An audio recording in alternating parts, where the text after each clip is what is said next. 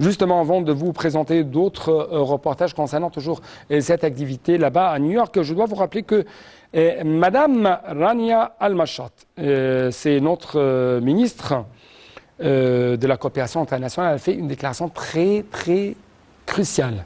60% des pays les plus pauvres du monde sont exposés à une crise de dette. Et cette déclaration a été faite par elle lors d'une séance de haut niveau sur le thème mobilisation des investissements privés des pays en développement des économies émergentes, organisée par l'Alliance financière GAFANZ. Pour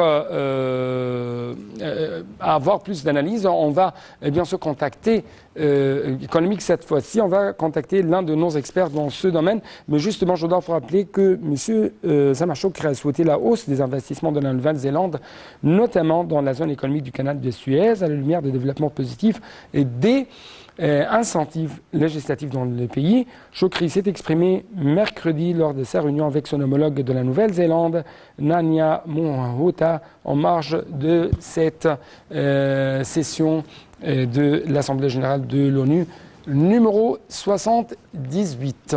Les explications avec Ayachel. Le ministre des Affaires étrangères, Sameh Choukri, s'est entretenu avec son homologue de la Nouvelle-Zélande, Nania Mohuta, et cela en marge de la 78e session de l'Assemblée générale de l'ONU. Sameh Choukri a souhaité la hausse des investissements de la Nouvelle-Zélande, notamment dans la zone économique du canal de Suez, à la lumière des développements positifs et des incitations législatives dans le pays. Choukri a tenu à souligner l'intérêt du gouvernement égyptien à renforcer la coopération économique avec la Nouvelle-Zélande, notamment en augmentant le volume des échanges commerciaux, selon le porte-parole officiel du ministère Ahmed Abou Zeid. Il a jugé important d'exhorter les autorités compétentes des deux parties à étudier les moyens de développer davantage ces relations, en particulier dans le cadre du comité mixte commercial entre les deux pays.